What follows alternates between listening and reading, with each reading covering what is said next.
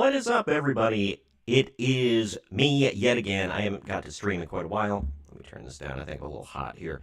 Uh, I am Troy with Marks on Media. What is up? Figured I'd take this opportunity to go live. Yeah, we haven't got to talk in quite a while. How's it been going, everybody? How has how has everything been? Uh, for all of you. I'm sorry, I'm getting some things squared away here as we start. Gonna start sharing stuff on social media. Yeah, had a little bit of a vacay a couple of weeks ago. It was fun, I will say. No offense to anybody. I love Tennessee, but there are certain parts of Tennessee I love less than others. You know what I mean? You know what I mean, Vern? Chattanooga. Man, get your crap together. Okay, Chattanooga. No offense. I just man, I spent the majority because of the way it went. My mother-in-law had some like important stuff to do in Chattanooga. So like the whole point of the vacation was we were going down there. Her husband couldn't stay the whole time. My wife's stepdad, he couldn't stay the whole time, so we were driving down. Took a few days off of work and had fun in Tennessee. But we were also down there to help her out, amidst the vacation. But we stayed most of the time in Chattanooga, and it was not anything to write home about. I'll just say that. We sat most of the time. We stayed at a KOA cabin, and it was like the tiniest cabin ever for multiple people. And the tiniest KOA I'd ever seen. You could throw a rock from one end to the other. Does anybody know what KOA is? I know when Greg was alive, he used to be like, "What the F is KOA, dude?" And I don't know if that's not a California thing. But either way, sorry, still doing social media while I'm chatting you up. I don't know. I don't know. KOA is Campgrounds of America.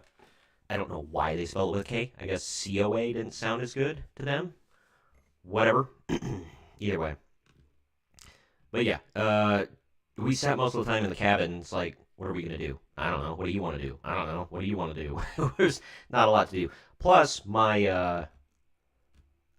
the tire, like I drove all the way down there, and like I knew I needed new tires, but like on the way down there, like a belt broke in the tire or something. You ever get that, and your car starts just rattling the whole way, and I was like, well, maybe I need air in the tires. Nope, they were full. They were like they weren't squishy at all, but they rattled, and I knew that about the tires because I had a Jeep that did the same exact thing. I drove all the way to Detroit and back. When if anybody's been following the channel long enough, Greg and I went to SummerSlam. The final time I saw him, actually, SummerSlam 2023 in Detroit. We went there, hung out for a weekend. Detroit's another place where it's like, oh, God, there's nothing to do here. Detroit sucks. I just don't like Michigan. But anyway, that's from an Ohio boy, I guess, so take that with a grain of salt. Regardless, yeah, but my Jeep just rattled all the way there, all the way home, and I'm like, I know I got some dry rot going on in the tire. Same thing with my car. So, to pass the time on one of the days we were down there, I went and had my tires replaced, all four of them, in that special. And the Walmart sucked too. Have you ever tried explaining like technology to an old person? Like I know everybody's got like every person under the age of 40 has experience like this. Even my mom's in her 60s. My grandmother is pushing 90. Her trying to explain just like the Roku TV to my grandmother is rough, I'll say. So she just wants a regular TV, Just like I hear that from people all the time. Why can't we just go back to books? Why does everything need to be digital? Which I kind of agree with that. I do like books, but regardless, Stan Lee once said, I'm going to clean up the language a little bit. He said, comics are like are like jugs, I'll say. They're fun to look at online, whatever, but it's much better to hold them in your hand. I'm not going to co-sign that. It's rather inappropriate, but it's think about it. Think about it. Anyway, let's get into the topics here. I shared enough on social media. Let's get to this one. I only threw this in here just because it's been everywhere, and I already covered some of the casting decisions on this in the past. I'm going to mispronounce these names, by the way. But from Bloody Disgusting, Masters of the Universe film cast Morena Baccarin. It's Baccarin, right? But I'm not putting the emphasis on the wrong syllable. I know who she is. I just Morena Baccarin as Sorceress, and Johannes Hawker Johannesson. My God, that's a Viking name. As Fisto, which sounds highly inappropriate. Let's go through some of this. The Masters of the Universe live-action film has found its sorceress, Morena Baccarin, from Deadpool and many other things, and is Malcolm/Fisto. I'm not going to pronounce that again. Of course, he was in the show Vikings. Vikings Valhalla. Deadline reveals. All right, so they got the scoop. Cool. This is what their characters look like, by the way. Holy crap. No wonder he's called Fisto. Fisto is a big hit on Swinger Night, I'll tell you. Sorceress looks more like female Falcon, I'll say. I am not a He-Man fan, but I have a friend who very much is a He-Man fan. He's always showing me, dude, look at my new, because he's a figure collector as well. I am a former figure collector that is not selling my collection, so I still have all my figures. I do videos on them every once in a while. One guy wants me to do, I got a special request. Oh, I think I see the problem here. Okay, sorry, sound mixing live. But I got a special request from a viewer that wants me to show off my entire Jakks collection in a long-form video. Jakks specific figures. I show them every once in a while on my Troy's Toy Box shorts. If anybody checks those out, I post them in shorts every once in a while. Haven't done them in a while just because I've been working towards moving for a while, and my garage is a mess, and that's where my whole collection is right now. I literally have no room in the house for them. I live in a very small house, so I'm looking to move, and then I can actually bring them inside and show them off whenever the F I want. But either way. But my friend, who's a figure collector, big He-Man fan, always shows off his Masters of the Universe figs that he buys. But either way, they join Nicholas Galitzine as the Hispanic He-Man, and Camila Mendez as the Hispanic Tila. Allison Brie as Eva Lynn. She's about the right age for that now, I'd say. She can look younger and older depending on the kind of makeup she's wearing. Jared Leto as Skeletor. I like that. Idris Elba as Duncan/Man-at-Arms. My friend pointed out how stupid that was because Man-at-Arms, obviously Idris Elba is very black, and Camila Mendez is Hispanic. And Man-at-Arms is her dad. Well, they get around that by now he's her stepdad or adopted dad, whatever the hell. So yeah, Sam C. Wilson as Trapjaw. Hafthor Bjornsson as Goatman. Wonderful names, by the way. And Kojo Ata as Triclops. Cool. Travis Knight will direct the script, will direct from a script by Chris Butler. Oh my gosh! So the movies they cite here, Travis Knight did Bumblebee, which, unpopular opinion, I like the Transformers films. I like the Bumblebee film. It's not objectively, it's not like a good movie, but it's an entertaining movie. I'll say it is. Does that make sense? And Chris Butler did Paranorman, which I know what it is. I've never seen it. Had no interest. I'm also a 34-year-old man, so. And from earlier drafts by David Callaham, who did Shang-Chi, and Aaron and Adam Ney, who did The Lost City. Oh my God. So you get so this script is an amalgamation from the guy who wrote Paranorman and the guys who collectively wrote Shang-Chi and The Lost City. This might be the worst pile of crap we've ever seen. This might actually have us pining for the Dolph Lundgren film from the 80s. Yeah, the toy line came out in 82. The cartoon came out from 83 to 85. Live action movie in 87. And then, of course, we know that Kevin James ruined it with his show on Netflix, I believe it was.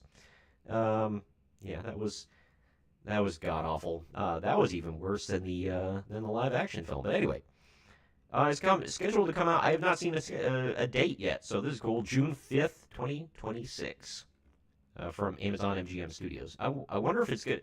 I'm assuming it's going to be in theaters. I haven't heard yay or nay on that one. It will be on Prime, I guess. But speaking of failures, let's get into Kevin Costner, who has moved from my wife's old man crush to now he's on her crap list, just with everything that went down with Yellowstone and how that happened. Yeah, so either way, Horizon and American Saga's future remains uncertain after Chapter 2's U.S. premiere. I know Chapter 1 absolutely bombed in theaters. Costner believed in this so much he put a lot of his own money into it, which sucks for you, bro. Because it bombed so bad, and then nobody wanted Chapter 2, and I guess it got picked up by Netflix, I want to say. Netflix again. Anyway, long-awaited Chapter 2 following delays. Long-awaited, huh? All 10 people. This Yellowstone scene left Kevin Costner legitimately concerned and made him drop an F-bomb. Okay, I'm not curious enough to click on it. I don't care. Via Variety, Chapter 2 of Horizon officially premiered at the Santa Barbara International Film Festival inside the Arlington Theater on February 7th. The movie debuted to a full house of guests, including legendary filmmaker Quentin Tarantino. Oh, well. With star and director Kevin Costner explaining the inspiration for his series. I don't care. Get on to it. Oh, wow. A very young, rough-looking Kevin Costner there. You know what? Kevin Costner is one of those, legendary actors that, I don't know if anybody's pointed this out, but, his movies are very hit and miss. Very hit and miss. You look at Waterworld, you look at Wyatt Earp. He's had some stinkers, and now this... he's also had some classics, obviously. Dances with Wolves, oh god, the Bodyguard, all that. So it's not like he sucks, and it's not like all of his movies suck. He's legendary for a reason. If he was in nothing but crap, nobody would care. You know what I mean? But Kevin Costner also spoke about how much Chapter 2 stood out because of the spotlight of the female characters, claiming it always bothered him that the women haven't been featured more prominently in westerns. Why would that... God, whatever. Have you seen... I guarantee he hasn't, but, I'm gonna blank on it now. Oh, now that I want to talk about it. Damn it. The Gina Carano film on Daily Wire Plus. Terror on the Prairie. Gosh, okay, I was about to look it up, and then it came to me. Terror on the Prairie. Have you seen that yet?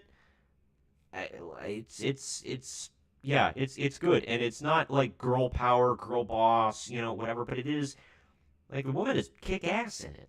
It's Gina effing Carano, so of course, but... And it was made by an ostensibly conservative company, by the way. It's not this fake... Look at this. For us to think that a woman can't be co-opted right in front of a group of people, we're kidding ourselves. Cool, dude. Girl power. Normally they censor themselves in this, but I see they just dropped an F-bomb right here. But anyway, okay, this is what I want to get to. I don't care about what you have to say about girl power, 80-year-old Kevin Costner. Chapter 1 of Horizon debuted last summer to considerable anticipation, with Costner starring in the Western drama alongside Sam Worthington, Sienna Miller, Jenna Malone, Michael Rooker, and Giovanni Ribisi. Star-studded cast, by the way. That is bonkers. Like, great casting. Chronicling the expansion of the American West during Civil War era, Chapter 1 hoped to make a decent return on its $50 million cost, with Costner personally financing the film. However, the film received mixed reviews, 51% on Rotten Tomatoes, and failed to make back its budget, leading to a quick switch to home video and streaming, plus the pulling of Chapter 2 from its original release date, which was set for last August. Yeah, theaters didn't want that garbage in their theater, taking up screens. The reviews for Chapter 2 aren't encouraging. Early reviews of Chapter 2 have been even less encouraging, 40% on Rotten Tomatoes. Ouch. Further bringing Horizon's future into question, Costner has sternly defended the film series against criticism. Of course he would. I mean, it's his baby. Insisting the four-parter, I thought it was three, God, insisting the four-parter will become more valued with time, like Waterworld, right? Chapter 1 found some redemption on the VOD and streaming charts after its failed theatrical run. Chapter 2 doesn't yet have a theatrical release date. Fans can stream Chapter 1 via Max, which I do want to watch it. It's just long, and I don't know. But here, they CBR, they rated it, or no, is this Screen Rant or CBR or both? I don't know, but they gave it a 9.8 out of 10. I mean, that doesn't necessarily mean anything. I take their ratings with a grain of salt, a big old grain of salt, but either way. But that's all I got for movies. This is a big game and generic media news stream. How y'all doing? Thank you for checking in with us, by the way. Thanks for joining in all the fun. It's a good time. Okay, sorry. I am just checking. Facebook does not want to cooperate. I mean, it's like midstream right now, but sorry, I'm trying to shoot. I'm not trying to shoot. Okay. Dude, Facebook kind of like. Does anybody join Facebook groups? Everybody tells you you gotta join Facebook groups. They're great, and they help out with like certain things. Okay, there. But anyway, they're like for me, like I'm writing. Like I got a book. I got the first draft of a book completely finished, and I'm editing it now. And then I've got another book series that I've started, and I'm almost done with the first book. There we go. And but they always tell you that they always tell you, oh, join these groups and whatever. And when you do, like, dude, it's just like a bunch of freaking bickering. It's just constant, either bickering or you get spam. It's like everybody hates each other. It's really freaking annoying. God dang. Okay. Oh, okay. Here we go. But yeah, it's everybody's one because one person you'll post something and then people want to argue with you, but then other people will come in and say, "Hey, here's some advice or whatever," and then people want to argue with them, and it's like, for God's sake, like everybody just needs to cool down. I can't stand. Here we go. Finally live on Facebook. So if you want to watch on Facebook, or if you're just joining us on Facebook, howdy. Wait, leave live. Yes.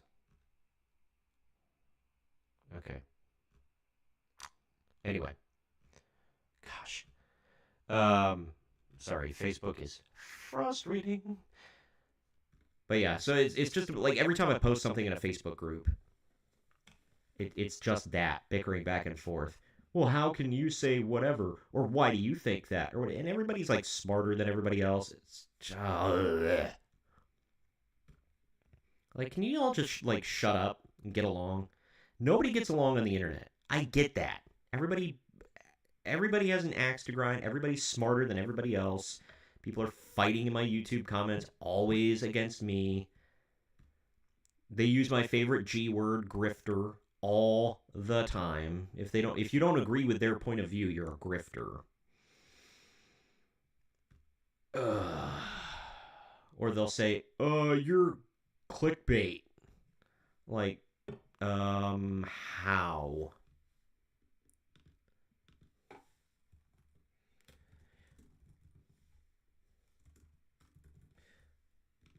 Right now, more freaking comments. And people are like, I will say this, my latest video, or one of my latest videos, the one I posted yesterday on Kingdom Come Deliverance 2, which I'm about to talk about, which is why I'm bringing it up now.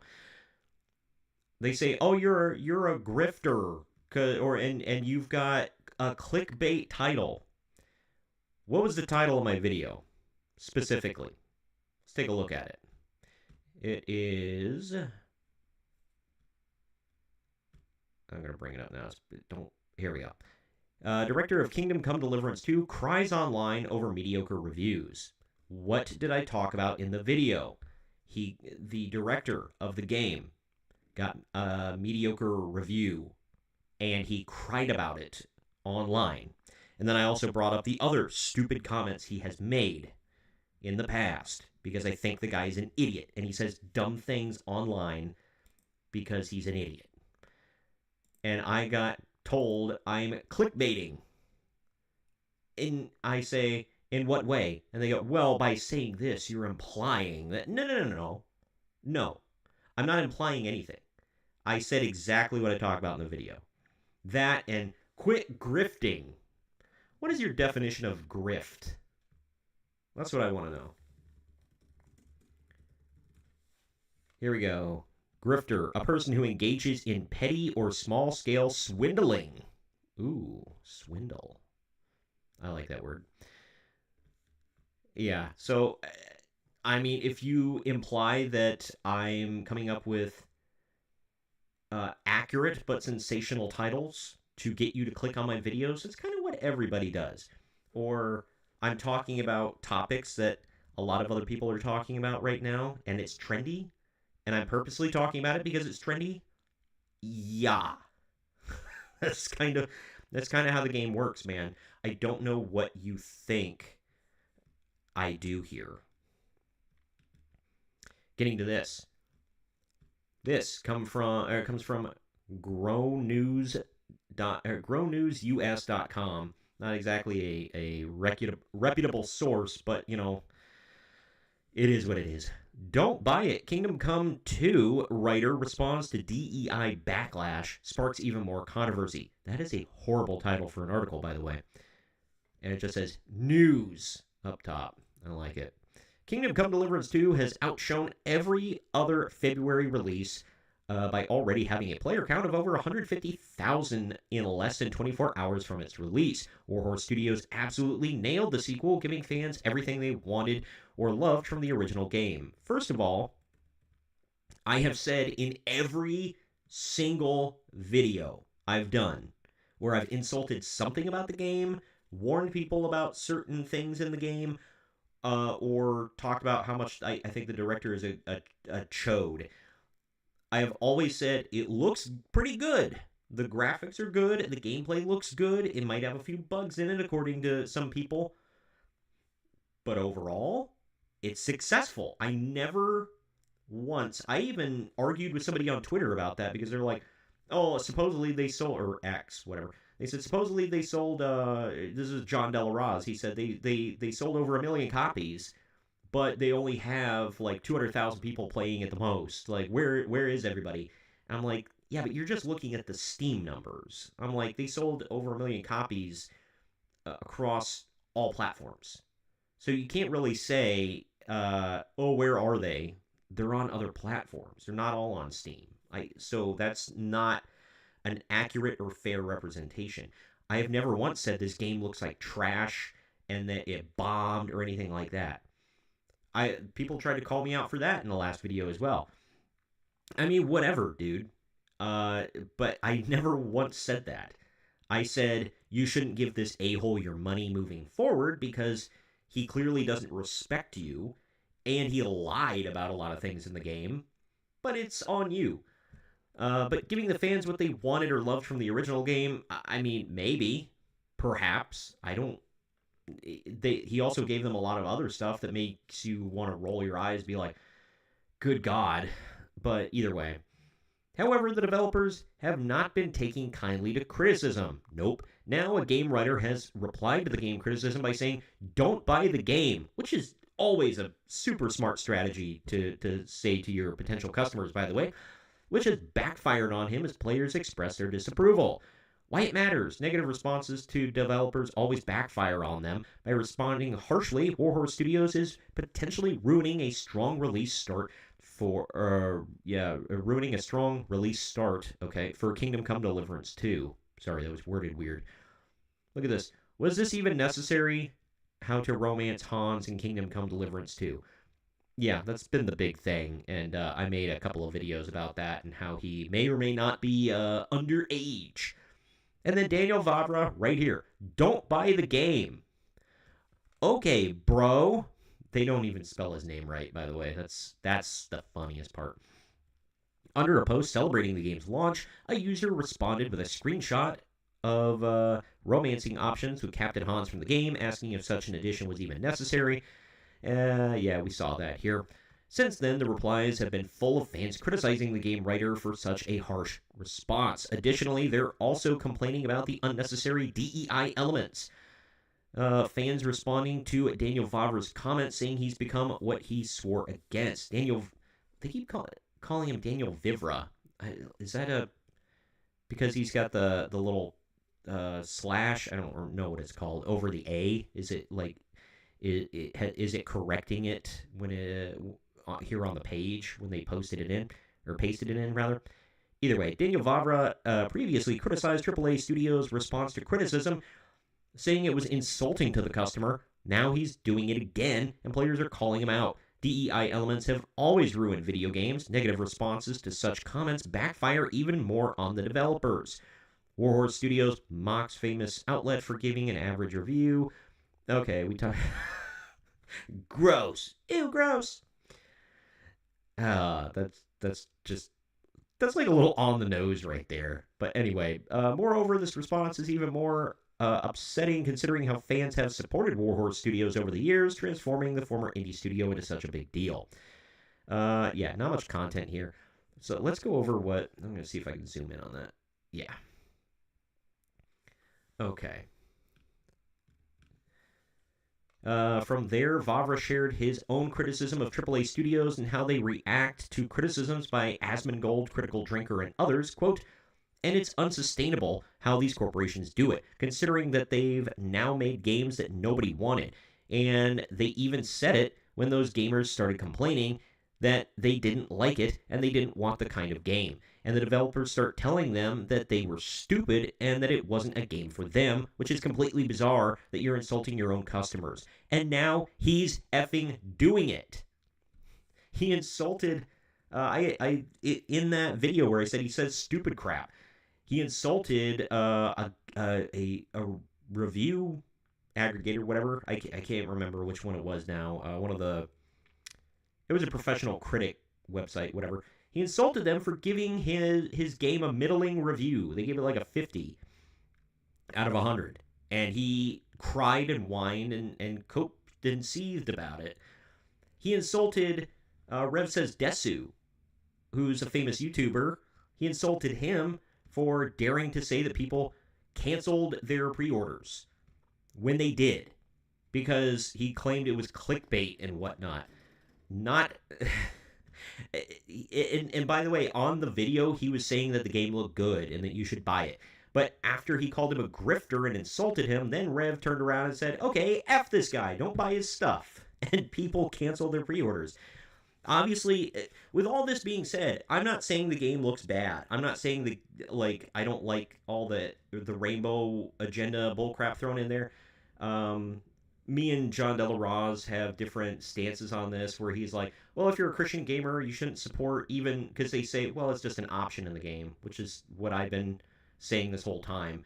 But he's like, as a Christian gamer, you shouldn't be okay with that, even as an option in the game. I mean, yes, I agree with that, whatever. At the same time, there are a lot of non-Christian gamers. I think it looks fine. I don't know. It's just me. I do want to play the first one, but because this guy is such a jackass, I don't really want to give him my money. So if I can find a used copy, I'm going to buy it for the Switch. If I can find a used copy of the first game on eBay, get it secondhand so he doesn't get a red cent from me, I might do that. But I don't know. They're just continuing to spiral. But yes, to all of you out there who are going to... I'm preemptively addressing the people calling me a grifter and a liar and whatever else and clickbaiter. The game is doing well. But I think he's burning all of his credibility. So that's something. My cat is banging on my doorknob. Not kidding. I gotta let her in. Go 1 second. What? Yeah. Hi. Gosh. She waits until I start streaming and then she beats on my door. I haven't had an energy drink in a while. I'm tempting fate because my stomach's been up and down the last couple of days. Has everybody else been sick a lot this winter? I feel like everybody in the Midwest has just been perpetually sick for three months. Well, yeah, it's mid-February, so about 2.5 months-ish. Hi. Hi, baby. See if I can get a cat shot here. Kitty. 1 of 6. I also have a dog, but she never... Anytime I'm on camera and I'm like, oh, I want to get a puppy shot, she never comes in, ever. She'll come in when I'm busy, but she'll never come in when I actually have time for her. It's, I guess that's an animal thing. My cats will, they don't care. My boy cat, my one and only boy cat, will get up in front of my camera all the time. Get up in my face. He's like, you will pay attention to me. I will walk on your keyboard. Ugh. Anyway, let's talk about another crap-ass game and another crap-ass studio here. Hi, baby. Former Dragon Age developers are not happy with EA CEO's suggestion that the Veilguard should have live service features. I'd probably quit. I mean, it's a little much, but I talked about this a little bit previously. I actually brought up, it was a short video, I think it posted yesterday or the day before, either way, on my YouTube, where Kingdom Come, no, I was trying to eat my headphones. Kingdom Come Deliverance 2 is just a straight up single player RPG, and it did awesome with sales. And that happened just as the EA CEO was blaming the crap figures for Dragon Age. He's like, well, it should have been live service. F you, dude. No, hardly anybody likes live service games, but the industry insists on they insist on trying to make fetch happen. Now, former Dragon Age developers are... I read that. Forget it. Moving on. Is my camera effing up? Yep. I may have to mess with my camera here in a second. EA CEO Andrew Wilson recently voiced some bizarre criticism for Dragon Age: The Veilguard during a quarterly financial call. He suggested that the game struggled because it didn't have any live service component. EA did announce that the Veilguard underperformed, but if expectations were perhaps set a little too high, but blaming this on the game not being a Fortnite ripoff missed the point entirely. 1 second, I'm going to try to fix my camera.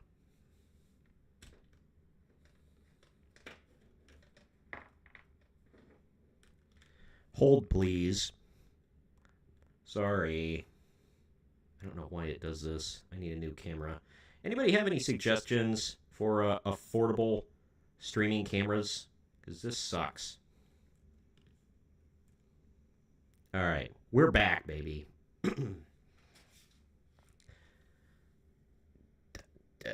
Okay, my light. There we go. All right.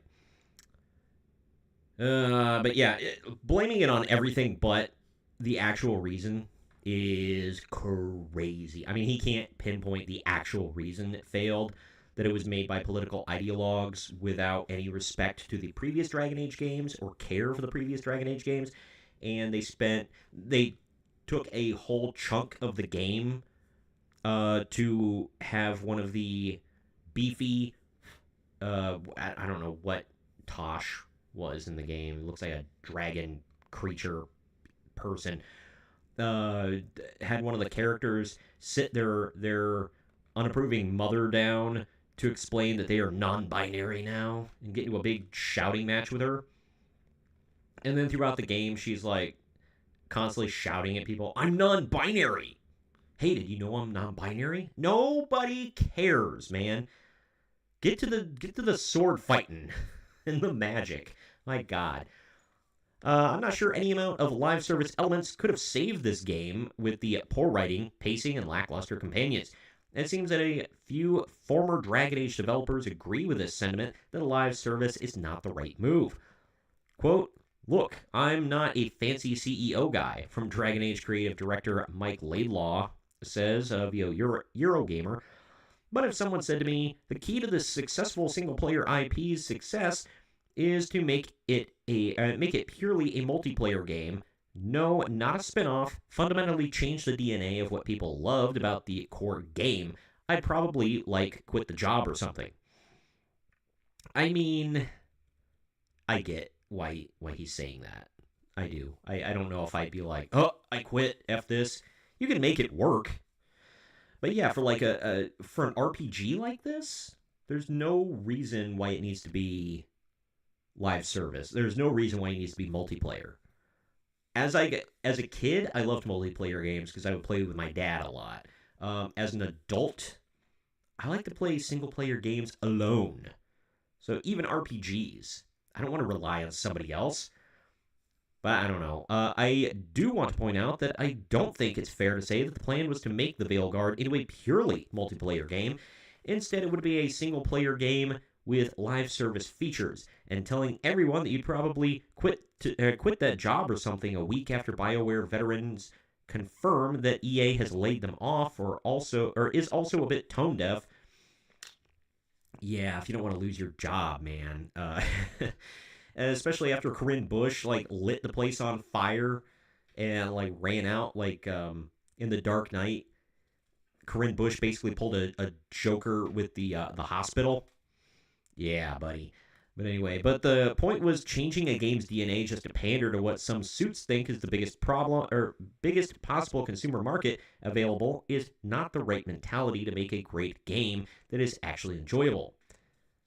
David Gator, another BioWare veteran, also offered up his opinions as to what EA should focus on next, and it's not live service. Quote, "My advice to EA, not that they care, you have an IP that a lot of people love," Gator says, deeply. At its height, it sold well enough to make you happy, right? Look at what it did best at that point where it sold the most. Follow Larian's lead and double down on that. The audience is still there and waiting. Yeah, so I'm not going to go through this whole thing, but EA's stupid.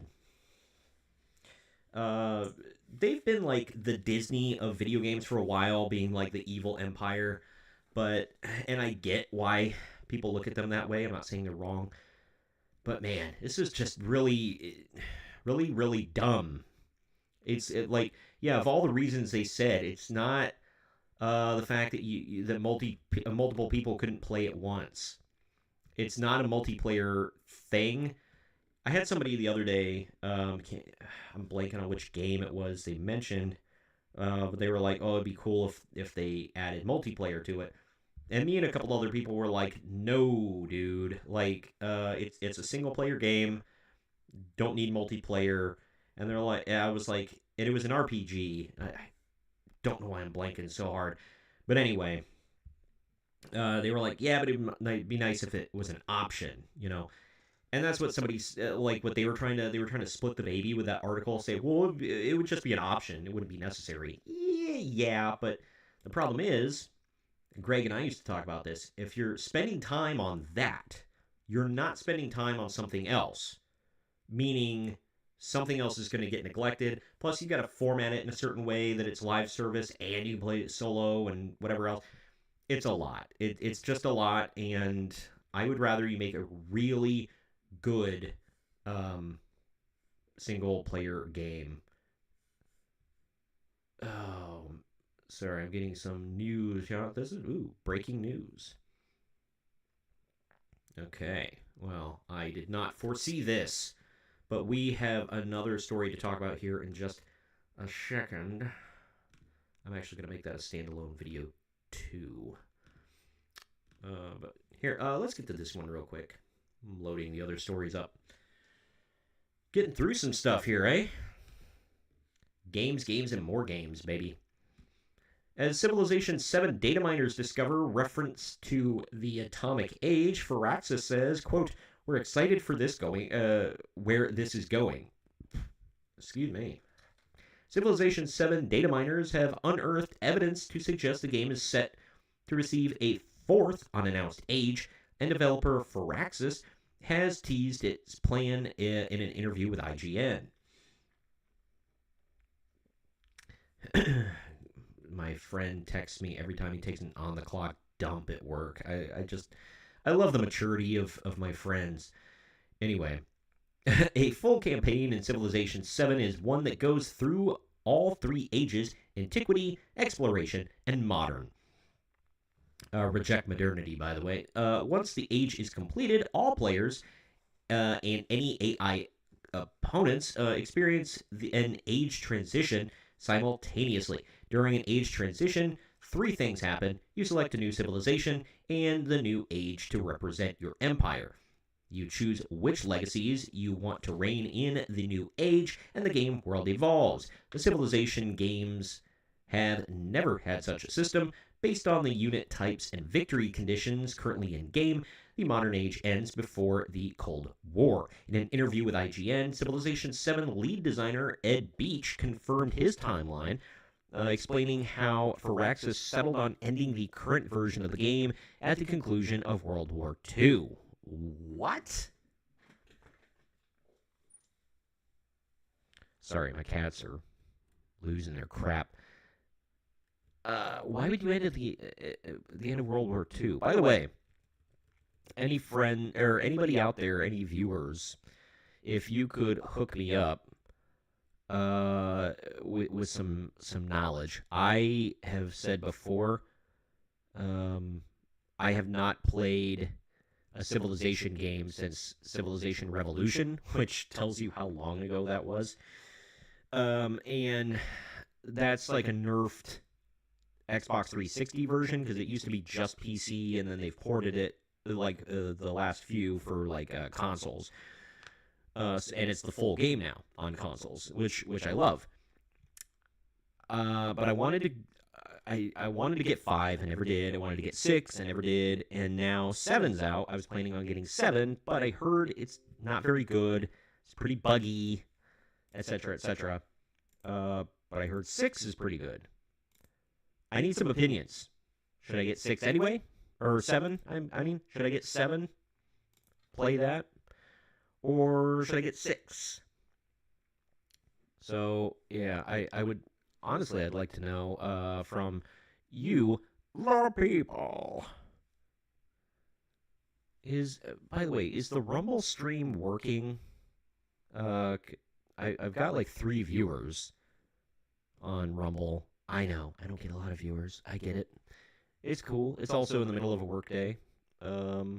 and I'm not super well known. So I would assume if I've got 3 people watching, it's working. Anyway, let me finish this up here really quickly. I'm not going to get through the whole thing. This is a lot, but we spent a lot of time looking at the ebbs and flows of history, Beach said. Once we know that our game would benefit by breaking it up into chapters, obviously the first thing we ask ourselves is, well, when does a chapter start and when does a chapter end? And our senior historian on the project, Andrew Johnson, was working very closely with me. Comes to a study of Southeastern Asian history. My tendencies are too focused on Western history, but he's very good at making sure that we're looking at the whole picture worldwide. Yada, yada, yada. I think he just goes on and on and on. Yeah, but anyway, hot on the heels of the tease, Civilization 7 players have already data mined the game, which is available in advanced access to those who paid more, and found evidence to the atomic age. Redditor Man by the River 11. And does he live in a van by the river? By the way, I just realized, sorry, I was subjecting you to my Rumble and YouTube live stream pages a moment ago. I had a brain fart. Anyway, hot on the, see. He revealed mentions of unannounced leaders, civilizations, and word of the atomic age. New leaders and civs are, of course, expected, given Firaxis' DLC strategy for previous games in the series, and this atomic age would certainly fit the bill with where Civ 7 currently ends, with Shirk's tease in our interview. In the short term, Firaxis is working on addressing various community complaints that have led to a mixed user review rating on Steam. In an interview with IGM ahead of the release of its third quarter financial results, Take-Two CEO Strauss Zelnick acknowledged that Civilization 7 has received some negative reviews from press and players, but insisted that the legacy Civ audience will come around the more they play, and called Civilization 7's early performance very encouraging. Press X to doubt. But I don't know. Like I said, I don't know. Maybe it's really good. I don't know. I would like to know. But, yeah. I like I said, I want to either buy Civ 6 or Civ 7. Don't know which I want right now. Whichever is easiest to play, I suppose. Alrighty. I'm doing multiple things at once, so thank you all for bearing with me and checking me out today. I'm going to turn some of these into like standalone videos that I'll post. I've got a whole lot of content that I'm working on right now, but yeah. Plus, like I said, I'm writing a book, editing another book. It's all very exciting right now. Okay. Didn't need that. Gosh. Okay. Let's get to this one. Breaking. I guess this popped up before I went live, but I didn't see it. But I want to talk about it now. Elden Ring's got a new game out. I know people love them some Elden Ring. Elden Ring Night Rain release date confirmed. Elden Ring Night Rain launches on May 30th, 2025, priced $40 across PS5, PS4, Xbox Series X and S, Xbox One, and PC via Steam. Publisher Bandai Namco has confirmed. I have a live stream playing a little bit of Elden Ring. I swear to God, as soon as I went live, my wife is like, "Can you do things like around the house?" You know, like she had all this time, and as soon as I'm like, "Go live," and I started to play this brand new game I bought, I was all excited to get into Elden Ring, and she's like, "I have stuff you need to do like now." I'm like, "Can I do it later?" No, it needs to be done now. I'm like, "Can you do it?" No, it has to be done by you. So if you watched any of that stream, and you'll see I'm like standing in the same place for like 10 minutes, that's why. Anyway, but yeah, I hope to stream more in the future. Just Elden Ring is frustrating. So I run around, don't know where I'm going. and I keep running into issues that like I don't know. Like I'm a mid gamer. I'll say very mid. And just when I think, okay, I'm getting somewhere, like, nah, you're right back where you started, or you ran into somebody that you can't defeat. But I am getting better. I'll say the more you play it, the more you kind of get it down a little bit. And I feel like I just don't play enough. If I played more, I'd get used to it. But back to this, as my cats are destroying my office behind me. You can't see it or hear it, but I can hear it. Anyway, confirmation of the release dates come ahead of the Elden Ring Night Rain Network test, which kicks off on PS5 and Xbox Series X and S only on February 14th and ends February 17th with various session times planned. This means you won't be able to play the network test through the entire 4 days, rather during 5 3-hour periods. So is this, I gotta ask, is this an add-on or DLC? I mean, kind of like Shadow of the Erd Tree. You know what I mean? Is that was like not DLC? It was like a whole, like, you get a new disc, but it was basically like an expansion pack, I guess is what I'm looking for. I'm assuming that's what this is, especially with a $40 price tag, right? Just kind of like extra stuff. That dude looks freaking awesome, by the way. I'm not gonna lie. But let's see. Elden Ring Network, or Night Rain, network test session timings. There you see them there. February 14th, 15th, and 16th.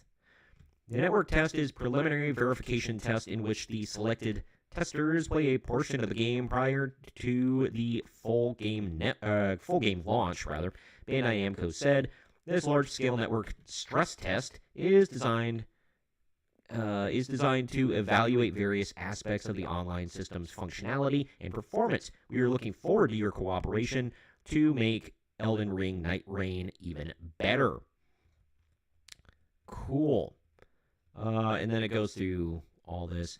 Is From Software's standalone cooperative spin-off. Okay, it's a spin-off set in a world parallel to that of 2022's Elden Ring. Okay, so it's not in the same world, like parallel world, I guess. The network test will allow 3 players to team up and take on their chosen Nightfarers to battle against new terrors and explore an ever-changing map to defeat increasingly challenging bosses and ultimately take on the Night Lord.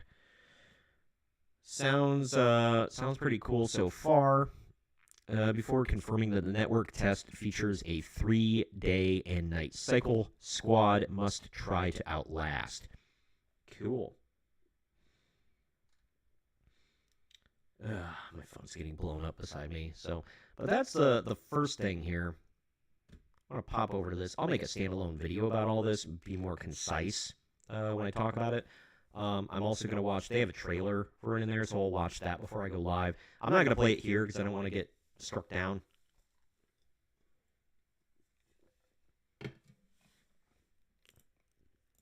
Sorry, taking some aspirin. Got a very bad headache that just will not go away. Sinuses, am I right? Anyway. Elden Ring Night Rain. Here's what comes in each edition. Pretty cool.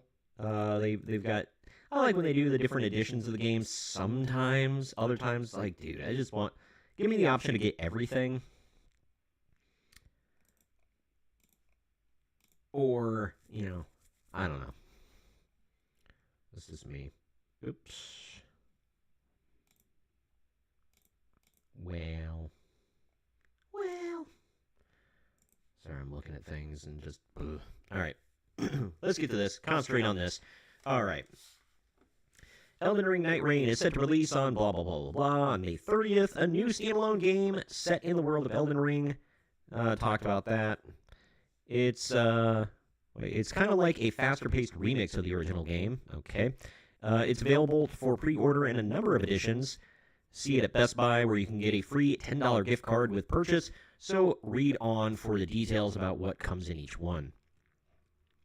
PS5, see it at Amazon, $39.99. Get it at Best Buy, $39.99, plus a $10 gift card.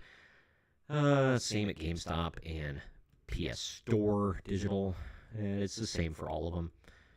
Or you can get it at Games Planet, or excuse me, Games Planet. God, Steam, $35.99. The standalone edition of the game sells for $39.99, and it comes with the game itself plus the pre-order bonus below. What? Hi. What is this? Okay. And then, okay, here we go. Collector's Edition. That's what I'm looking for. For an extra $15, you can get the game, the pre-order bonus, and the following digital extras. Additional DLC. There's additional player characters and bosses available post-launch, digital art book, and digital mini soundtrack. Yeah, need that soundtrack, baby. Get it at Bandai Namco store for $200. Yay! From the store listing, hi baby. From the store listing, here's what comes in the Bandai Namco store exclusive collector's edition of the game. I mean, this is a lot, so $200 seems about right. You get additional DLC, Statue of Wilder, Steelbook, Nightfarer cards. Oh my god. Does anybody else have a cat that loves headphones? You got it around your foot and your tail. Damn it. Yes, I love you, but stay off of my headphones. Yikes. Nightfarer cards, exclusive hardcover art book, digital soundtrack, download code, and collector's box. Quit. Gosh. This cat. Collector's box. Good lord. Giggity. Am I right, fellas? Elden Ring Night Rain pre-order bonus. Pre-order now and get a bonus gesture. It's raining. Oh well, I get a bonus gesture. I got your bonus gesture right here. Elden Ring, Night Rain Helmet of Wilder. Oh, okay. Is that like that one's $189.99? Like, is that like life size? Can you wear it? I wouldn't suggest wearing it out in public unless you want to get your ass kicked, but it does look sweet. Here's what is Elden Ring Night Rain. There's the trailer. Yeah, so pretty cool. Pretty cool. Was not expecting to talk about that today, but here we are. Hi. This is one of 2 calicos, by the way. 3 black cats, 2 calicos. Yeah. And I got a Torby. Anybody know what a Torby is? It is a half tabby, half tortoiseshell. Yeah, I know this is not a cat stream, but I'm kind of making it into one right now. Let's get to this. Back to the news. What you all want to hear. From Fandom Pulse, CI Games CEO launches new subreddit for Lords of the Fallen after previous Reddit moderators accused him of promoting fascism. Of course they did. Dude, the subreddit banned the CEO of the studio who made the game you've got a subreddit about. Like, what the F? We live in a clown world. Absolute clown world. This guy is pretty cool, by the way, from everything I've seen. CI Games CEO Marek Tymiński launched a new subreddit for the Lords of the Fallen after the previous subreddit accused him of promoting fascism. Just burn it to the ground, man. Just end that effing subreddit. Tymiński announced the creation of the new subreddit on X. He wrote, "Join our new community-run Reddit page for Lords of the Fallen, the only subreddit we'd be supporting moving forward. Stay tuned for the exclusive updates and enjoying gaming-focused discussions. No politics, the way a game page should be." Amen.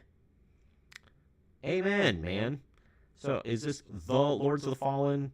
And then the other one was just Lords of the Fallen? Okay. Keep the. You know what I mean? You know what I mean, Vern? This move comes after the moderation team for Lords of the Fallen subreddit accused Kaminsky of promoting fascism and banned any CI Games or Hexworks employees from being part of the moderation team going forward. My God. That's like the freaks who are like, oh, we got to keep J.K. Rowling far away from our Harry Potter fandom. Moron, she created it. Like this one, morons, they created it. I feel like I'm taking crazy pills here. But the moderation team shared a lengthy post to the subreddit with its accusations and decisions.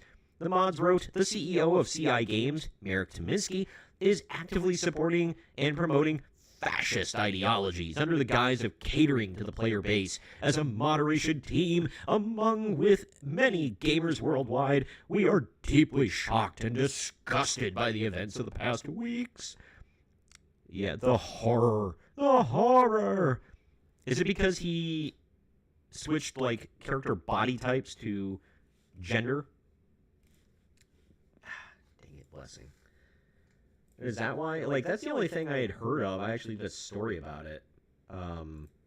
Was he put up a poll. It was like, hey, right now when you create your character, going into same thing like you create your character in at the beginning of Elden Ring. I haven't played Lords of the Fallen, but it looks very similar to those that like that and Dark Souls, like other. I thought it was a From Software game at first. That's why I'm like, another Dark Souls, and I'm like, oh no, this is different company. Anyway, looks very similar. But when you create your character going into the game, you can choose body type A and B, which were male and female. They just didn't label them that way. And he put a poll up on Twitter, or X, excuse me, I keep dead naming it. And he was like, do you want male and female body types instead of, A and B types? And people were like, yes, overwhelmingly, yes. And he's like, okay, it'll be in the next patch. And it was, by God. So, he listened to the people. Crap. I did it again. Oh, well. Peek behind the curtain what it looks like from the YouTube creator side. Oop, back to the article. And the Rumble creator side. Anyway. Next, it declared that that all CI Games, as well as Hexworks, the game's developer, employees were banned from the moderation team. In response, we have removed all CI Games and Hexworks officials from the moderation team. Ban you from your own subreddit. Cool beans. The team would later clarify that the developers can still post to the subreddit, but are only banned from the moderation team. What power do you have? Like, what exactly do you do here? Well, now you run a subreddit that nobody will care about. So, congrats, you killed your own subreddit. The moderation team also announced it was banning links and screenshots from X, Facebook, and Instagram, and claimed the reason for doing so is because, quote, we have experienced an influx of users spreading fascist views, both on subreddit and via mod mail. I don't know what mod mail is.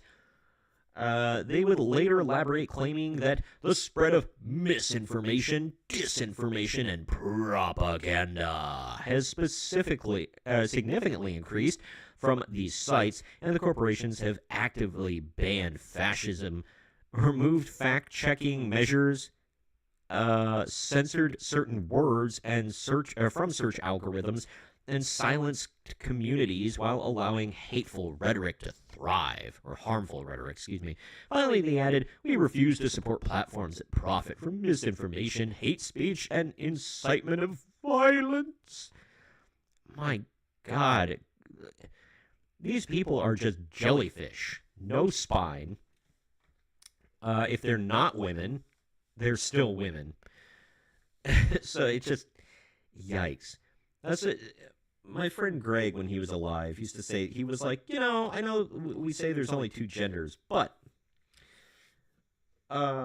he's like, look at someone like, I can't remember there's a certain man he pointed to. He was like, look at him compared to, it was some wimpy whiny dude, like beta male kind of dude. He's like, compare him to, like Lou Ferrigno, Arnold Schwarzenegger kind of. He was like, I mean, technically they're the same, but he's like, that's like a third thing, isn't it? Like, you're not. He's like, I would never look at that first one and say, oh, that's a man right there. But you're not a woman. So that's what these people are. They're the third thing, whatever that is. But this action against Tominsky and CI Games came after Tominsky polled individuals on X of whether they preferred body types A and B or male and female. There we go. That's exactly what I thought it was. Yep. Look at that. 88.4%. But that's because X is filled with hateful people and misinformation. My God.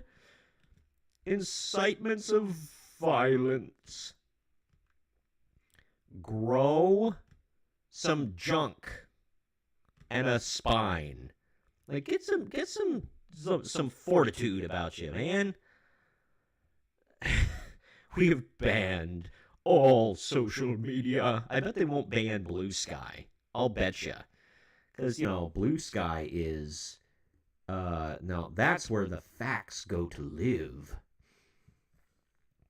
I check in, because I have a Blue Sky, just for promotion purposes. I check into Blue Sky every once in a while.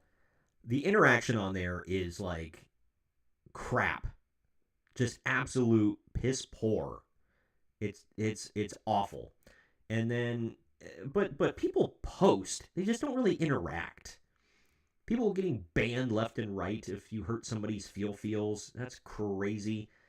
And then I've posted stuff that I'm like, man, somebody's probably going to get me now. But I'm not big enough for anybody to see and be like, jump on me right away. So, I don't know. Maybe my goal should be get big enough where they want to ban you on Blue Sky.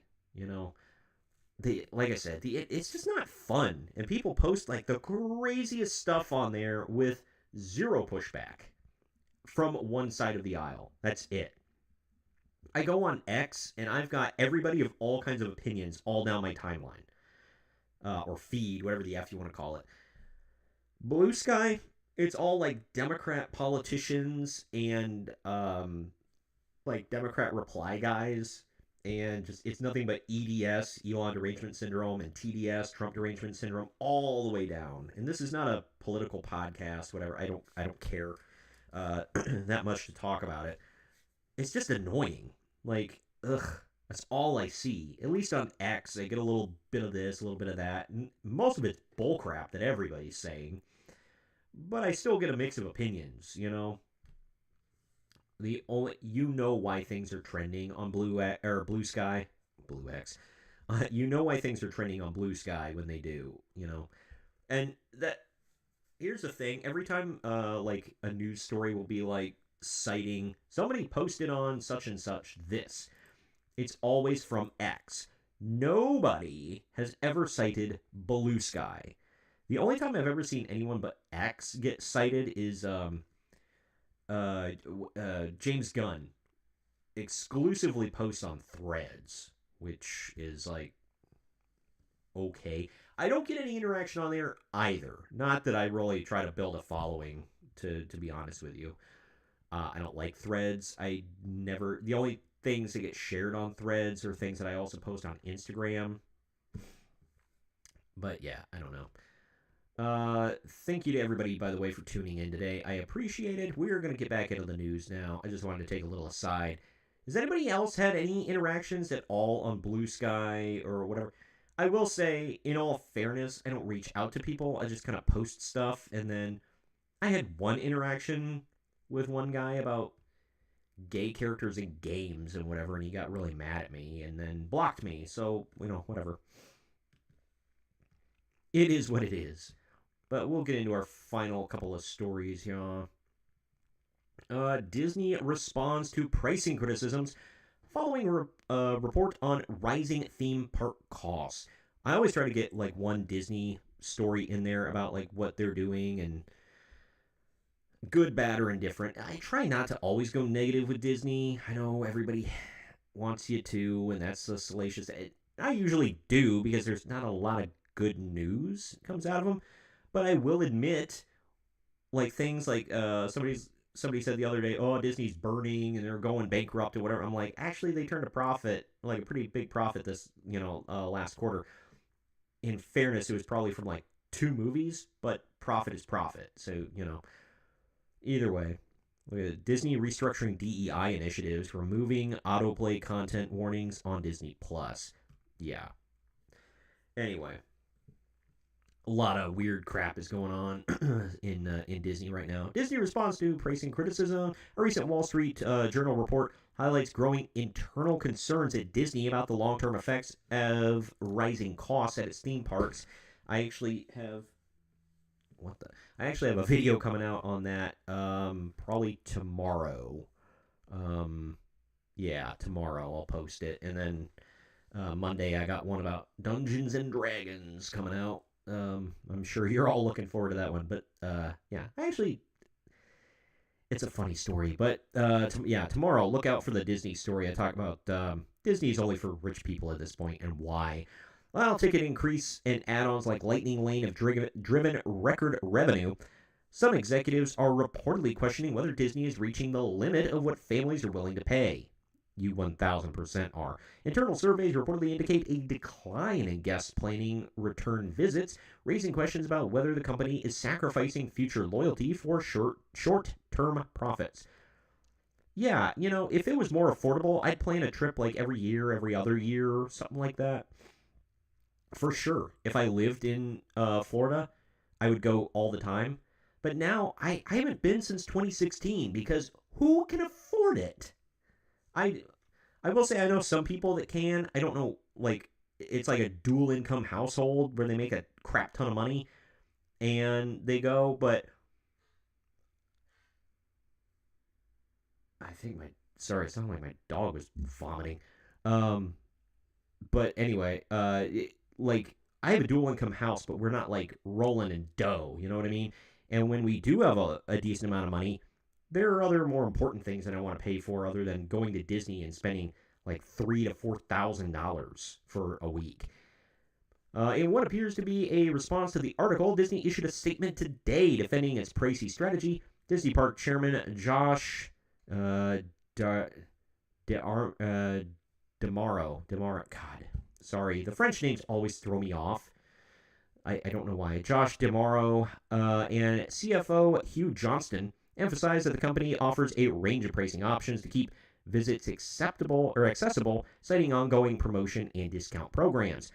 The number one thing we hear from members or from millions of guests who visit our park each year is how much a Disney vacation means to them, and we intentionally offer a wide variety of tickets, hotels, and dining options to welcome as many families as possible, whatever their budget. That is not true as far as like whatever their budget. Absolutely not. Yeah, shift towards premium pricing. Here we go.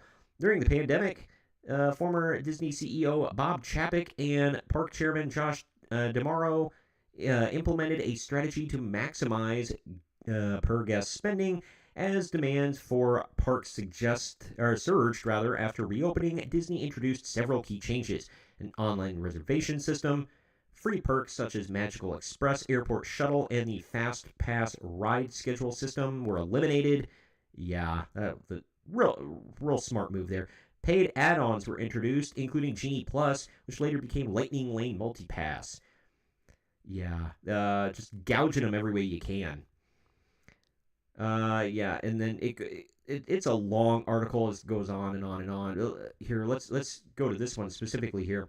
The cost of a Disney vacation has changed drastically. A Wall Street Journal analyst found that the cost of a typical 4-day visit to Walt Disney World, including a stay at Disney-owned Value Resort, rose from $3,230 in 2019, which is already insane, to $4,266 in 2024. Nearly 80% of that increase came from new charges for services that were once free, such as line skipping access. Nuts. Okay, what's their response here? Blah blah blah blah blah. It's clear that some of our pricing initiatives were alienated to customers. I don't know if consumers, I don't know if that's the right phrasing for that. Anyway, I have always believed that accessibility is a core value of the Disney brand. We were not perceived to be as accessible and as affordable to many segments, God, as we probably should have been. After basically paying heed to what we were hearing, we started to address it, and the steps that we took were actually very, very positive. We got really great reactions to it. Did you? Let's see. Some of the actions taken were the return to free overnight parking at Walt Disney World Resort hotels, more discount promotions such as $50 kids tickets and hotel savings, the reinstatement of some lower price ticket options during the off season. Yeah. The number one thing we hear from millions of guests who visit our park each year is how much of it. I already went over that. Okay, Disney also pointed to several ongoing promotions aimed at making visits more affordable, including the Discover Disney ticket, which offers Florida residents 4-day access to Walt Disney World for $60 per day, plus tax. Free water park admission for guests staying at the Walt Disney Resort Hotel starting in 2025. A limited time free dining plan offered to eligible guests staying at Disney resorts. Hotel discounts up to $200 per night or up to 25% off select rooms. Okay. And then it's going to go on with what's next, whatever. Major expansion projects on the horizon, including Tropical America's Land at Animal Kingdom and the new Cars and Villains lands at Magic Kingdom. Disney will likely continue pushing premium pricing for new experiences. Yeah, it's pathetic. Honestly, who can afford it? And I know it sounds like I'm like whining and moaning about like I can't afford to go, and I kind of am. I'm not too proud to admit it. But yikes. Just I don't know, man. I just don't know. I who the f can afford a week, especially with your family. Like if you're taking your family and you're not one of those Disney adults going alone. I don't have kids yet, and I'm not taking my dog to Disney. I'm not one of those weirdos. But anyway, yeah, I think the smartest strategy would be to lower prices for a little bit, bring in the most people you possibly can. But you know, I don't know. That's just crazy talk right there. Let's hope and pray. I want to get to this real quick because I don't have much to say about it. I just think it's stupid and funny. This person is just like flat out calling out their stupidity and letting the world know, hey everybody, laugh at me. I'm an idiot, and I'm not objective whatsoever. Proof you should never take IGN seriously ever again. Yes, I know I cite them with quite a few stories, but here we go. Not for reviews, by the way. I never use them for reviews. IGN reviewer claims he will dock points on reviews if Gulf of America is in the game. Look at that. Yeah, looks exactly like you would think. IGN reviewer Len Heffer, who, oh God, I'm not going to read that one, declares he will dock points on game reviews if games include the Gulf of America. Heffer, I'm going to call him Heffer, or Lena Venatus, okay, took to X and wrote, look at this string, just spurging out on X. I'll take a whole point off the review score for any future maps that call it the Gulf of America. You think I'm joking? You think I want to do this forever? I can start some fires on the way out. Try and call the bluff. Nobody has ever let this amount of soft power go to their head before. AFAC? Whatever. What a weirdo. Like, man, it bugs him really bad. Hafer's comments come in the wake of President Donald Trump renaming the Gulf of Mexico the Gulf of America. Yeah, we all know that. Since the signing of the order, Google updated their popular Google Maps app for users in the United States to display the area as the Gulf of America rather than previous Gulf of Mexico. There you see it. I don't know if you'll... Let me zoom in a little bit. That's what it looks like now. And if you're in the United States, it's the Gulf of America, Mexico, Gulf of Mexico. The rest of the world sees Gulf of Mexico, and in parentheses, Gulf of America. So there we go. Is it a bit of a meme? Sure. But who cares? Yeah, this is another one. These people just effing spurging out. Blizzard employee who said, end your local MAGA, had official Slack account deactivated. Yeah, losers. Like, man, you're like, these people are so angry. Because, you know why? Because their power has been threatened or ended. It's that you have no power here from the Lord of the Rings. They have no power. All they like that fat dude. All he could say was, "I'm gonna take a whole point off my review for your game if you have Gulf of America in there, because I hate the big mean orange, big mean man." Like, who cares? Oh no, IGN gave it a 6 out of 10 instead of their normal 7 out of 10. My stars and garters. However will they survive? IGN. IGN is just like a slight step above Kotaku as far as credibility with reviews. And Kotaku, you might as well wipe your rear end with Kotaku. Just print it out directly on toilet paper and use that. But that's a waste of perfectly good ink. You might get the ink on your butt, so maybe don't do that. Alright, I'm ending on the spicy stuff here.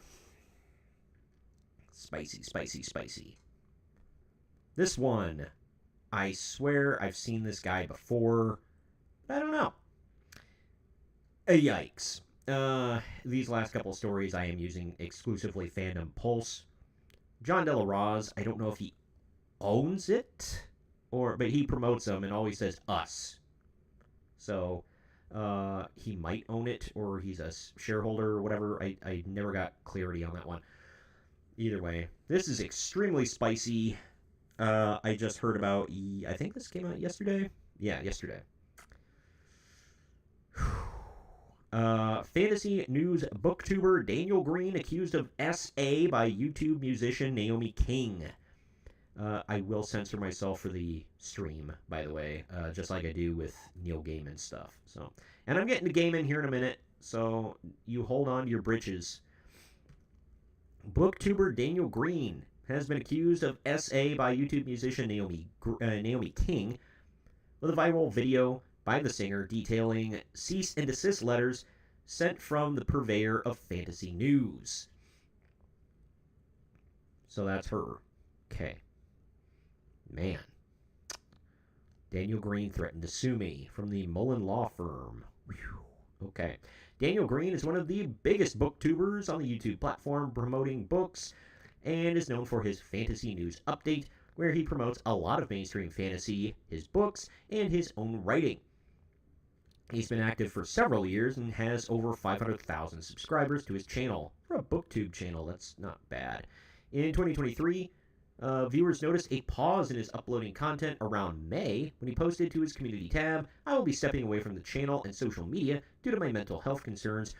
Regularly scheduled videos will be on pause. Thank you for understanding." During this time, Naomi King alleges she was SA'd by BookTube sensation and that he sent her a cease and desist. She opened a 34-minute video talking about the time with, "2 years ago, YouTuber Daniel Green threatened to wipe me off social media, so I disappeared. You'll know who did, or so if I disappear, you'll know who did it." Okay. Yikes, man. She begins reading from the C&D letter, which states actions will be taken against you to block you from all social media platforms. In June of 2023, I made a video and posted it here on YouTube, King said. It was titled "A Conversation About Manipulation, Consent, and the A word there." She said, detailing her allegations of abuse against the YouTuber from the time. This is about the period when Daniel Green took his YouTube hiatus and had a lawyer send the letter, to which a commenter said another update was given at the time from Green saying, "I know this is horrible timing with the Kickstarter going live tomorrow, but I need to go on hiatus again for mental health concerns. I came back too soon and thought I could at least last until the Kickstarter was done. Unfortunately, that is not the case, and I'm needing critical help. There is an announcement video for the Kickstarter going live tomorrow, and that will be the last post for me for the foreseeable future." From the sounds of it, she didn't name him in her initial video, but maybe he thought there was enough incriminating evidence in there, or like context clues, I should say, that pointed to him. But who would have put two and two together, especially if she was a musician? I mean, I don't know. So I think he just kind of told on himself. In her original video, yeah, here we go.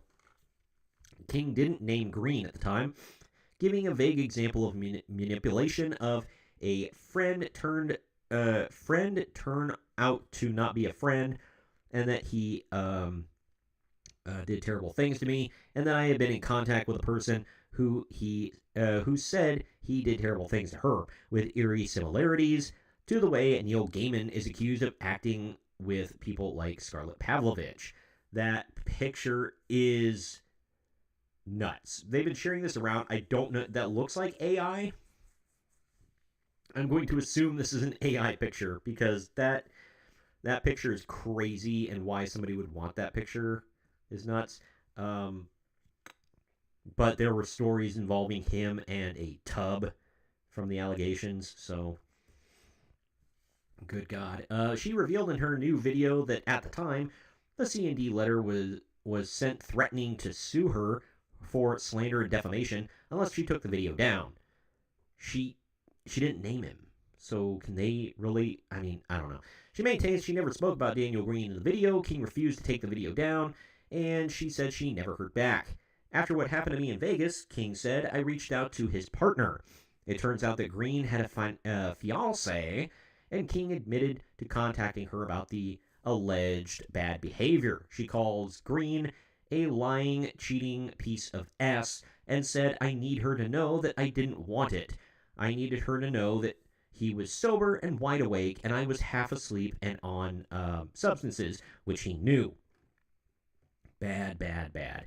She detailed her degenerate, good God, her degenerate substance use, and then the situation behind the alleged bad behavior, where she asked him to bring coffee to sober up and talk. So, I'm just saying now, this is editorial, obviously, and some of these are not my words that I would have chosen to talk about this certain story, but, here we go, here we are. She claimed he had said, let's just sleep, we'll talk in the morning, after which the account details him turning up at midnight sober, where he pressured her into bedroom things, which King claims that they agreed upon beforehand would not happen. Quote, he shoved his tongue in my mouth, she said, before going into further graphic detail about the situation. Ugh. King alleges later in the video that there are other allegations made against Brian Green. On her video, she showed a censored screenshot where an alleged other woman accuses him of taking her against her will in the summer of 2016. In a situation eerily similar to Gaiman, the accuser says he uses social justice issues for his own gain. I don't know anything about Brian Green, but some people were saying he was a male feminist, which also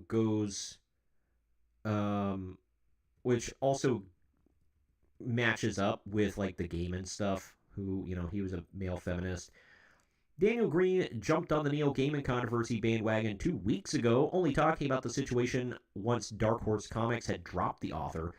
He framed it as talking about the publisher canceling him, and didn't go into any of the accusations surrounding Gaiman, other than saying good on Dark Horse Comics. The story then got picked up by R Fantasy and started to go viral as a result. Whew. Yikes. Again, I don't know anything about this guy, but this is rough. Much like the words of a dog, it is rough. Wow. I just yeah, I don't know. We have another story, speaking of Neil Gaiman, to get into, but I just want to, like, it could all be BS, but honestly, this woman has nothing to gain financially or whatever from this guy. I highly doubt that he's got anything. It's not like she's shaking him down for money. Some of the women with the Neil Gaiman story, some of the arguments against them, I'm not saying these are accurate, but I'm just saying what some people were arguing in his sort of defense was that these women were shaking him down for money. When you've got a big-time celebrity, that's always a question, whether that's fair or not. That's always a question. But this woman, she didn't call him out by name. She gave really vague details. According to her, she told his fiance about it right away. And she's not asking him for anything. So this seems like, the hallmarks of an accurate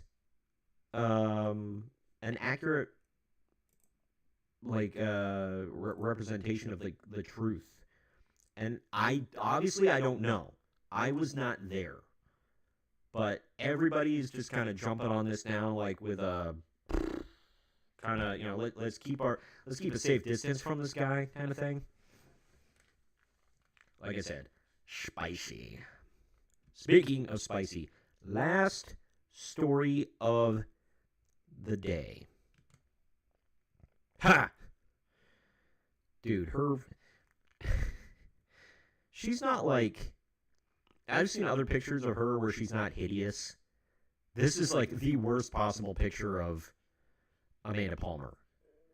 The tattoo, freaky looking eyebrows make her look even worse. I think they look really stupid. But man, that is a very unflattering picture of that woman. Amanda Palmer denies allegations against her, but does not defend Neil Gaiman. My heart goes out to all survivors. Real quick, I want to see, my sister, I have no idea who this chick is. My sister does. Okay, here we go. I was texting with my wife, my sister. No, not from the South. I wasn't texting with my wife's sister. I was texting with my sister about Gaiman. This was like a week or two ago. She said, people are also shocked his wife hasn't said anything, but she's not exactly a great person either. I never liked her, even before they got married. I said, who is his wife? Because at the time, I had no idea. She said, Amanda Palmer. She was in a goth band called the Dresden Dolls. I said, if all this stuff was happening, there's a 100% chance she knew for years. And she said, I remember some story about her with an ex-boyfriend or friend that was severely depressed and tried to end himself. And she secretly recorded them crying and talking during it and put it in her songs without their knowledge. And I said, ew, gross couple. And she said, a couple of freaks. I remember being shocked when they got married, but didn't think that much of it other than I think that she's a lot younger than him. That, I don't know. And then we were talking about Neil Gaiman. She compared him to, like, Cody Ko and whatever, speaking of the male feminists that do terrible things to women. Allegedly. Anyway, getting to Amanda Palmer here. That's all I know about her is just what my sisters told me, which, if true, gross. Terrible, terrible people that should be absolutely ashamed of themselves. Amanda Palmer has been oddly silent about Neil Gaiman allegations. Even Scarlett Pavlovich's account of their meeting definitely involves her. Now she's broken the silence and denies any wrongdoing on her Instagram account. Yeah, because I remember at first they were like, do you have any comment about this? There are a lot of things going on. And she's like, I will never talk about my relationship with Neil Gaiman ever. Like, okay. Last week, Neil Gaiman and Amanda Palmer were hit with human selling charges as the SA allegations with Gaiman have been picking up, with more details being released. Neil Gaiman has been accused of, they put the wrong thing, but SA, by a lot of women. The first two starting with the Tortoise podcast, an investigative journalism outlet named for the tortoise and the hare fable. Okay, I don't really care. Towards slow and steady wins the race, blah, blah, blah. They are well known for doing deep dives into situations and gathering all the information to ensure accuracy before reporting. Sure, don't care. We know all the stuff with Gaiman. There's a, I hope, AI picture of him again.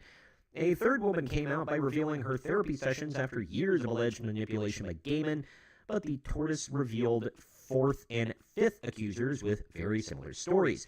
The last may be the worst of all, as the woman alleges that Neil Gaiman blackmailed her by forcing her to do bedroom acts in exchange for maintaining a place to live for her and her three daughters in his New York estate.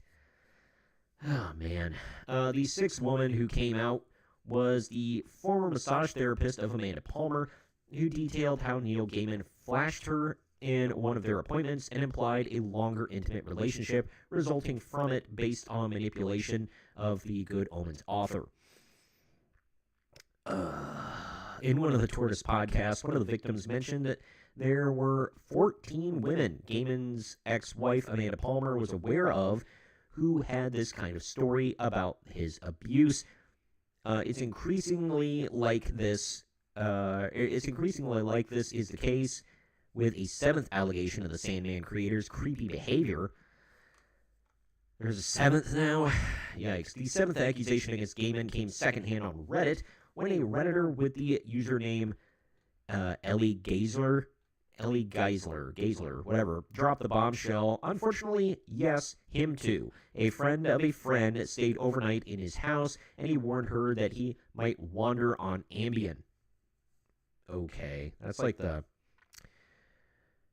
I like Roseanne, but it's like the Roseanne excuse where she compared, I think, Michelle Obama to a primate, and she was like, I had taken, like, sleep medication for it. It was Zoloft or not Zoloft, I don't know. But it was like, I took some sleeping pills, and I was whacked out of my mind and made racist comments. Okay. But she woke up to find him in her room, and she didn't go into specifics, but she was upset, and it was implied that he was groping her. She didn't want to hurt her career, so she never shared it publicly. I'm just waiting for something worse to eventually come out about him. Don't pin your hopes on him being a squeaky clean guy. What the hell was that, though? Amanda Palmer's involvement came with it being an open marriage with Gaiman, which means it's not a real marriage at all. One woman had an account of Palmer taking lewd pictures of her to send to Gaiman before eventually sending her to the Sandman author to have an affair. Good grief. Scarlett Pavlovich started as a fan of Amanda Palmer, who then brought in the girl to be a nanny for her child, which is how she ended up at the residence for the infamous tub cuddling situation with Gaiman. Yeah, this has led to a lawsuit being filed on the grounds of human buying and selling, filed in Wisconsin, where Gaiman has residence, even though the alleged crime took place in New Zealand. I didn't know that could happen. Anyway, Pavlovich said in her account that Palmer warned her there were 14 other women with stories similar to hers, but Amanda Palmer hasn't spoken out thus far. Yikes. Last year, when the initial allegations broke, Palmer posted a Patreon post with some song lyrics which may have alluded to Gaiman, along with a photo of the book Lolita and on top of a trash can that many fans speculated was a reference to Gaiman and potential interest in young girls. What the F? Now she's spoken to a lawsuit involving herself as well. Amanda Palmer wrote on Instagram, well, now that she's been dragged into it, finally, because like I told my sister, like, there's a 100% chance she knew about this stuff, allegedly. I can't say for sure legally, but allegedly she 100% knew. In my opinion, okay? In my opinion, she definitely knew what the hell was going on. Can I say that? Can I get away with that? Skirting the line here. Anyway, now she's spoken about the lawsuit, blah, blah, blah, blah. She wrote on Instagram. Let's see. I thank you all deeply for continuing to respect my recent request for privacy as I navigate this extremely difficult moment. I must protect my young child and his right to privacy. Nobody cares about your young kid's privacy. All right, not like in a, oh, well, F him kind of way. It's a, nobody wants to out your kid. Like, what are you talking about? Let's see. With that as my priority, I will not respond to specific allegations being made against me, except to say that I deny the allegations and will respond in due course. My heart goes out to all survivors. Yeah, of course you're not going to respond on social media or in an interview because your lawyer probably told you, shut up! Don't say anything! That would be really dumb. It's notable that Palmer did not deny any wrongdoing on Gaiman's behalf, and the end talking about survivors could be seen as an implication of his guilt on the matter. Palmer turned off comments on the post so as not to allow any feedback on the situation. But of course. Yeah. Yikes, yikes, yikes. By the way, I've totally forgotten that last story. That whatchamacallit, what's his name? Daniel Green, the fantasy booktuber. He has a subreddit. Of course he does. Everybody has a subreddit, except for me. And I copied this. Can I zoom in? There we go. We can zoom in. I copied this because I wanted to share it. This is from like the mod of the subreddit. Maybe I need to zoom out so you guys could, because you can see it, but you can't read all of it. Yeah, crap. All right. Anyway, I thought it was a good idea, but it is not. All right. Well, let me read some of this. He just like throws the dude under the bus, I guess. From Gazzy A. He says, hi, everyone. Thank you for your patience today. This is not going to be a statement about everything going on, but we would like to be transparent about where we're standing and what our plans are. Please continue giving us patience to figure out what to do with the server. This is ultimately your small place of Daniel's life. I think it was very small place. It got cut off. Sorry, I was like transcribing this. Yeah, okay. This is a very small piece of Daniel's life and has very little impact on Naomi, so it will not be a priority of any involved party to figure out what to do with the server for obvious reasons. The entire mod team stands with Naomi and fully supports them. The bravery of coming forward with your name, face, and entire livelihood and risk everything to do the right thing for the potential for other potential victims cannot be overstated. So please continue to send them all the love they need right now. As for the server, we unfortunately cannot just cut ties with Daniel because he owns the server. This means we cannot ban him, kick him, and he ultimately can ban us all and do whatever he pleases. Look, I'm not... I'll give my opinion here on in just a second. We would like to rebrand the server since the community is and has been for years much more than something related to him. It is one of the largest book servers on Discord. Oh, it's a Discord. Sorry, it's not a subreddit. It has millions of messages and would be a huge loss for us as a community, though through no fault of our own, for us to be able to successfully rebrand. We'd need Daniel to give up ownership of the server. This would be a kindness he would have to do to us, and we do not know how likely that is, all things considered. We are actively working on creating another server set up similarly to this one to become our backup. We will share a link once that is ready and set up, and we will invite you to share it with everyone you know who might enjoy it once it is public. Daniel has not gotten in touch with us or responded to any messages at all since Naomi's video dropped. We expect a response from him in the next 24 hours, but if that doesn't happen, we will start the rebrand immediately and have the backup server ready in case he decides to I think he means nuke once he comes back. We are actively trying to get in touch with him through a couple of different means, and maybe something will be shared by Daniel that will make us all do a 180 about this issue, since we know that none of the information shared is definite.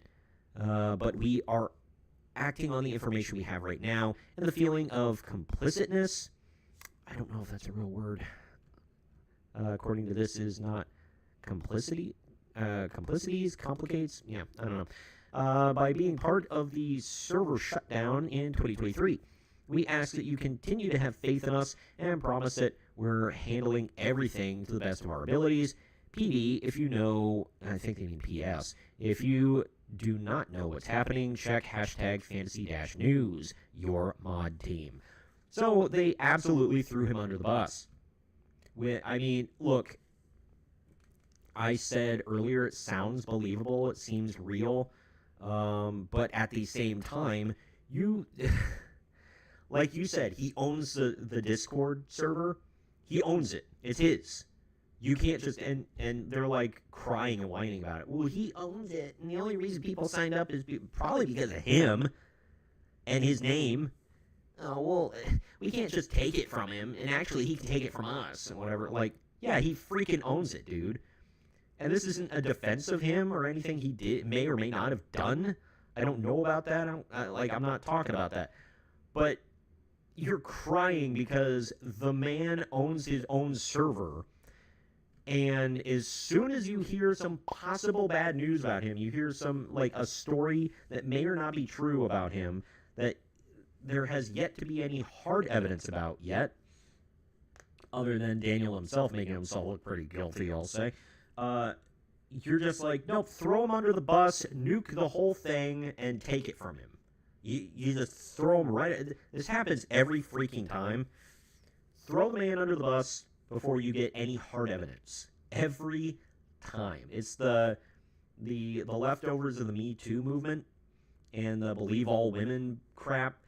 And like I said, it seems believable, and if it is true, then this guy is a garbage human. And yeah, he deserves to have that stuff taken from him. I fully agree. But man, like, as soon as you get a whiff of something, you're like, nah, toss him. Get out of here, brah. Wow, okay. I just think it's wild. And then they're crying and whining that, well, it's his, so, we can't actually take it. Yeah? Alright, anyway. Well, that is it for the show. I had fun. I was contemplating about whether or not I actually wanted to stream today. And I'm like, why not? I'll get one in. Some of these I'm going to make standalone stories, like about the Elden Ring thing. I'll be a little bit more prepared. I just pulled it up on the fly while we were streaming. Just kind of wanted to get that in a little bit. But thank you all for watching. I appreciate it. If you could, right over here. If you're not watching on YouTube or you want to watch on YouTube, like, subscribe, click the notification bell, stay up to date. If you're watching on Rumble or you want to watch on Rumble, definitely follow me on there. Follow the channel for more updates. I'm porting over. I'm cleaning up and porting over the Main Event Marks retro wrestling podcast that I used to do with with my buddy Greg. The whole reason that I started these channels actually was for the Main Event Marks. It was we covered retro wrestling shows. We tried to stay within, like, nothing newer than 5 years before the day we were covering it. And I have It's rumble.com/c/main event marks. I have quite a few episodes on there already. I can't remember exactly. I was in the hundreds of episodes when I first started the Rumble channel and started porting stuff over. So we're missing a lot of shows. I'm cleaning up the older ones and putting them to video because they don't have video with them. They just have like still pictures. So I'm trying to put actual video to them, and cutting out unnecessary like silences and commercial breaks and whatever that we took, and I'm porting them over to make them easier to watch and easier to listen to. I've already got we covered the 3 events that had Ric Flair and Ricky Steamboat's trilogy from '89. We got those up there. Some old WWF stuff, some old NWA stuff. We got more coming. We covered a lot. I'm trying to put up 2 a week, so I'll try to stay on that trajectory. I'm also posting exclusive Rumble stuff where all the stories that I cover in my YouTube shorts, I'm cutting them up and I'm putting them in one long video of like related subject matter. So within like 5 minutes, you get all the shorts of video games, another one of TV, another one of like book stuff, another one of like movies, another one of like anime, that kind of stuff. So I'm trying to stay consistent with that. So that's on the main Marks on Media page. Like I said, I am on over right there. See X and Instagram, and here on Facebook, Marks on Media Tube. I'm also on Blue Sky, Truth Social, Gab Social, Getter. I get some activity on there, but I'll tell you what, man, Truth Social and Getter has some wacky people on there. While I said I don't get a lot of interaction on Blue Sky, which I don't, I get interaction on Truth Social and Getter of just nutso people. Nutty people that just like everything I post, they make it political, like ultra political, and they want to call everybody a commie and whatever. It's freaking weird. Wild, wacky stuff. But anyway, that is it for the show today. I hope you all enjoyed yourselves. Thank you for tuning in and hanging out with me today. And go with God, y'all. I will see you all later. And don't forget to watch my video that I just posted today on Kingdom Come Deliverance 2. Godspeed.